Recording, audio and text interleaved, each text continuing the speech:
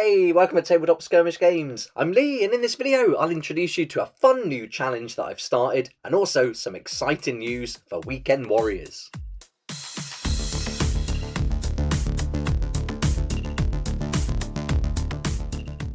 Right, here we go. It's time to start a new challenge here on the channel, and this time it's for Weekend Warriors, where I'll be publishing one-shot mission, quest or skirmish per day for the next 30 days. Earlier in the year I had some really sad news and I had to take some time out away from the book and all the plans I had for it. So this is my kind of mission to catch up with that and really give Weekend Warriors the launch I planned for it. So the first day of the challenge is today, and it starts with the first of the missions, which is Signal the Fleet. And I'll be delivering 30 over the next 30 days. There'll be 10 missions, which will be sci-fi related, 10 quests, which will be more fantasy, and then I'm going to do 10 zombie skirmishes as well. I'm really into zombie games. I actually wrote one years ago, never published it. It was a modern day D&D style RPG. So yeah, I want to bring in some of the rules and some of the tables I already created for that. Each mission will include a briefing, and I'll also put together some tokens and warrior cards if they're needed. And as well as that, I'll do some war bands and put together some different warriors based on how I'm going to play them. That way you can get started even quicker and don't even have to create your own warband unless of course you want to, and that's really a big part of the game and great fun. A big thanks to everyone who's supported me on Patreon so far with the channel, and if you're a Patreon member you're going to get all of these one-shots for free. If not, you'll be able to pick them up at the end of the challenge where I'll compile them all into one book and that'll be for sale. But if you want to get these for free each day and get them before anyone else, then please consider joining my Patreon. I'll put a link for that down in the description below. Okay, so for the rest of the video, I thought it'd be fun to take you through this Signal the Fleet one-shot just to give you a real good idea of what's included, and then that'll help you decide whether or not you want to join Patreon or wait until the book comes up for sale and maybe pick up a copy. This is a sci-fi mission and I'll be playing it out in a battle report this week, so you can also watch everything in action as well as this overview. The Weekend Warrior rules are a great alternative for kill teams, so you can keep the lore, the models, all the terrain, but just swap the rules over for this, and I think it's just as fun, a lot easier to get playing, and it's really great to get the kids involved because you can make it quite simple or you can go quite complicated, so you've got a lot of flexibility with the rule set. Let's start with a mission briefing. Now this is just a one-shot, so there's no real background to this. This is just a quick, short brief to get started with the game. And as it says here, a small special ops team has been tasked to inspect an unmanned comms relay station. There have been enemy movements in the area, so they must carry out recon and report their findings to the fleet. After carrying out a survey of the area, the team discovered a large enemy force that recently landed on the planet, and they raced back to the station to signal the fleet and request reinforcements. However, a sneaky enemy patrol picked up their tracks and is now hot on their heels. If they discover the station, they will surely attack the team and destroy the comms tower before that signal can be made. So that's our introduction to the mission. That's all we really need to get playing. So now let's have a look at the setup and go through the very simple rules to get started.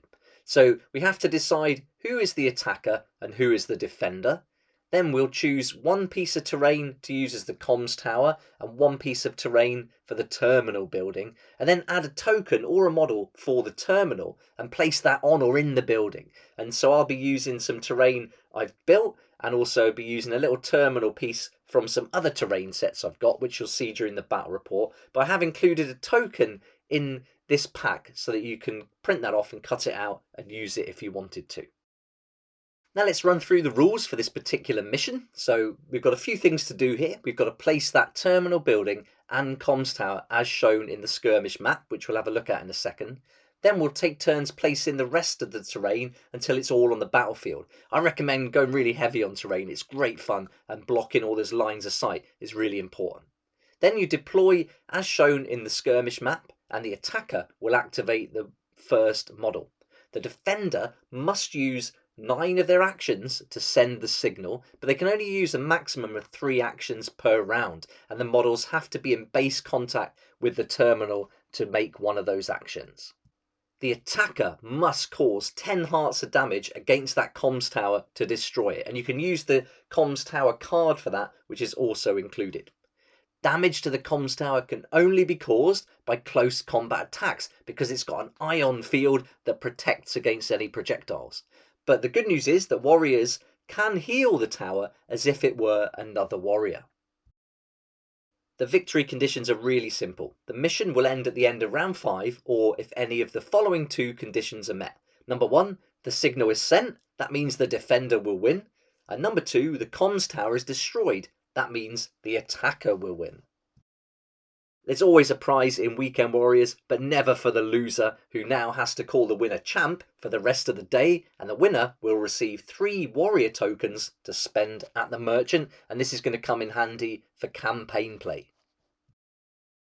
Here's that skirmish map which tells you where to put the defender and the attacker models, and also where to put the terminal building and the comms tower, but the rest of the terrain you can put anywhere you like. And then here we've got the terminal token and that comms tower card. That card includes armor and reaction values, so you will make some saves against any attacks to the tower. Now let's have a look at the teams, and it's going to be the Orc Commandos against the Grey Knights. And so for each one, I've done 4 warrior cards. So we're only going to have 4 warriors per team in this battle, but you can go up to 10 if you want to, so you can really make it much more complicated if that's the way you want to go. And certainly if you're playing against other adults who want those more complicated rules, that's a great way to do it. I'll just show you quickly how I put together one of the warriors, and then talk a little bit about the different warbands that are going to be taking part in this battle report. And so each warband will start with a warband perk, and for my Orc Commandos I've chose special orders. This is going to be really important in this battle because you can give 1 action per round to 1 warrior within 3 inches of the designated leader, and actions are going to be really important to take out that comms tower or to send that signal. Now let's create the first warrior for the warband, and the first thing we've got to do is give them a name. So that's this character here, and he's called Gitzog the Ard. Gitzog is the leader, or in this case, the boss, and because of that, he'll get a perk from the skills table. You can find this on page 45 of the book, and with the skills tables it works like a chain. So the more warrior tokens you get and spend, the more of these skills you can unlock, but you have to do them in order. So you have to go 1, 2, 3, 4, and so the more you spend, the more of these skills you'll get and the more powerful your models will be. I've also made him a brawler, and because of that he's going to go to another table. This time it's the roll ability table, and he's going to be able to use some of these in the same way. This is going to go in the chain. So first of all he's going to get the first one, and this is going to come under combat expert, but you can call them what you like. So I've called him a brawler, so he gets to use this first ability, and then as he spends those warrior tokens that he builds up over a campaign, he can move along that chain, getting more and more abilities and getting more and more powerful as he goes. I make a note of these abilities down in the bottom section of the warrior card. Then for movement, it's going to be 2 inches per action and 10 hearts as normal, and then we have to look at armor. The number of actions a warrior gets depends on the armour they've chosen. So for heavy, it's less actions as that armour weighs them down. Medium is 4 actions, so they can move around a bit more. But light armour, they really are going to get around the battlefield a lot quicker. So they get 5 actions. They also get these same numbers for reactions. And now reactions represent how good a warrior is at reacting to those attacks and moving out the way of maybe a fist or a bullet. And the same numbers for the armour save as well, but in this case, so for a heavy armour, it's going to be a bit slower to react, but for an armour save, 3+ is better, so it represents that armour being a lot more solid and being able to absorb the hits.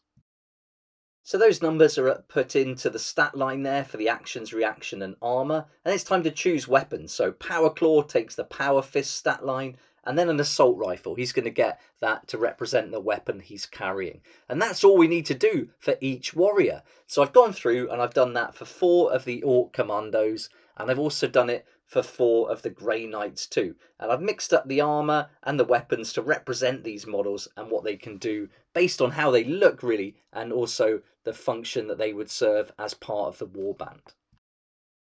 And here you can see the Grey Knights have also got that same warband perk, and I've gone through and done one card for each. So we're going to get 4 Grey Knights in there. Gone for the Heavy Flamer, an awesome looking model, and also this Heavy Gunner. Now my boy chose these. He decided this was who he wanted to put together, and so we came up with the stats together. Now we've got our terrain, we've got our 2 warbands ready to go. It's time to get playing, so come and join me later on this week for the battle report, where you can see all the rules in action, and it'll be a playthrough and like an overview of how Weekend Warriors works. Thank you so much if you picked up a copy of the game already, and if you haven't, it's available at Wargame Vault and also on Amazon. I'll put the links down in the description below. If you get the PDF, you can buy that separately, or you can buy the printed version separately. But if you buy the printed version on Wargame Vault, you'll get the PDF for free. But if you go to Amazon and buy the printed copy, there's no PDF option, but drop me an email and I'll send you a free copy anyway. Thanks again to everyone who support me on Patreon. I really appreciate it. And if you'd like to join the Patreon community as well, that link's down below. So come and join me for the battle report in the next couple of days. I can't wait to share it with you. But for now, thanks so much for watching. Please like if you liked it, subscribe for more videos like this, and don't forget to hit the notification bell to join me next time on Tabletop Skirmish Games.